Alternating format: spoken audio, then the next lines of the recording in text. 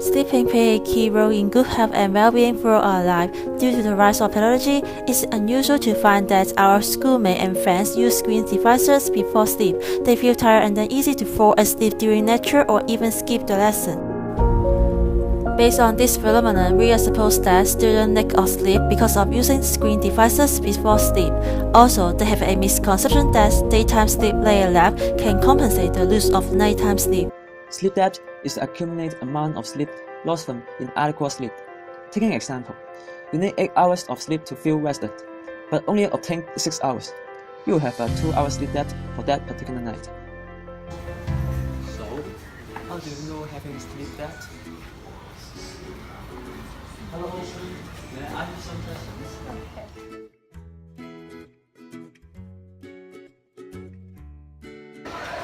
Do you use screen device before sleeping? Yes. Which screen devices you always use before sleeping? Mostly the smartphone. How long do you use screen devices before? Usually within an hour before sleep, when like doing some assignments or maybe surfing some social networking sites before sleep. Are you using screen devices only on the sunlight area before sleeping? Yes, of course. After the summarization of the results of the questionnaires, we find that CTU students are with poor sleeping quality and lack of sleep constantly. 92% respondents use screen devices before sleep. In this group, 54% of them using electronic devices within 1 hour, while 29% of them using electronic devices within 2 hours and 3 hours. From EES result, their average total score was 10.5, which means that most of our respondents are very sleepy and easily having a fast sleep during daytime. 46% of respondents indicated that they sleep around 6 to 7 hours in average, lower than the recommendation of sleep duration from National Sleep Foundation that is 7 to 9 hours. This result reflects that they are now bearing sleep debt in their lifetime. We believe that is associated with using screen devices before sleep.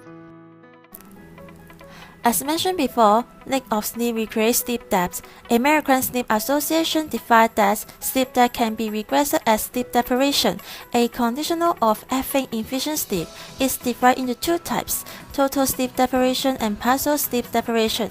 In the former, it refers to keep awake at least 24 hours, while the following means having inadequate sleep at least several days or weeks. Sleep deprivation damages our cognitive functioning. For example, you will be simple alertness, loss of attention, and cytomotor vigilance. Also, it impairs our brain functioning to weaken our learning ability, consolidations of memories, and subsequent, as well as needing to wrong decision or judgment on important issues.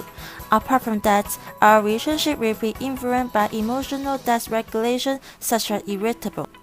Interestingly, an associate professor of psychology from Harvard Medical School stated that either 2 days keep awake at least 24 hours or 2 weeks having inefficient sleep carries similar syndrome. Sleep debt is difficult to pay back according to a report of National Sleep Foundation in US. If we ignore the importance of regular and enough sleeping duration to accumulate sleep debt in large amount, the risks of cardiac disease, type 2 diabetes, obesity, and so on will be increased. To deal with the problem of lack of sleep and sleep debt, what policy recommendations can be provided for them? There are 4 recommendations to help us sleep well. First, do other activities instead of using electronic devices before sleep. For example, reading a storybook or fiction for 30 minutes before bedtime. It is a very good activity to relax us mentally and physically, since our brain will be prepared well to sleep without blue light. Second, take a warm shower. The drop in temperature will make us feel sleepy.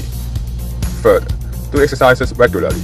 Exercises can help us secrete serotonin to improve our emotion as well as the sleep quality. Last, have a good sleeping environment. Silence, dark, a comfortable bed, and cool temperature are important for us to fall asleep. Certainly, there are many factors that can affect our sleeping quality. According to an article about sleeping quality from Harvard Medical School, it indicates that the factors that affect sleep quality can be classified into 2 groups, the internal and the external. For the internal factors, our sleep quality can be affected by the changes within the body, such as the alterations in brain functions when it goes through the stages of development or mental stress. The external factors affect our sleep quality include the environment we sleep, the workload from school or workplace, and the food we eat or drink, and the medication we take. In fact, the light from computer screens, TV screens, and other backlit electronic devices affects our sleep. The screen devices emit the light of all colors, but the blue light it emits poses danger to our sleep.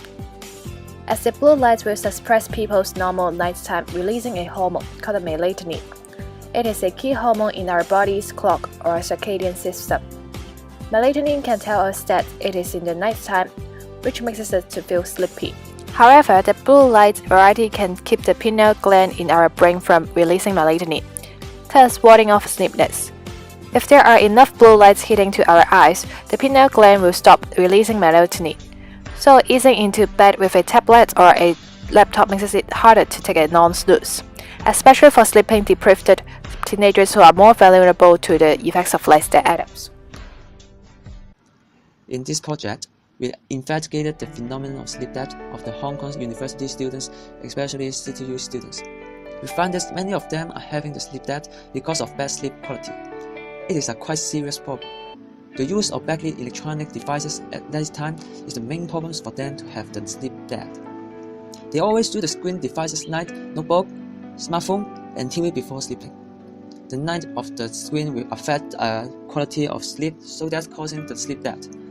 In fact, good sleeping quality and having enough sleep is essential to our health. So, we should avoid using the backlit electronic devices at night time before sleeping.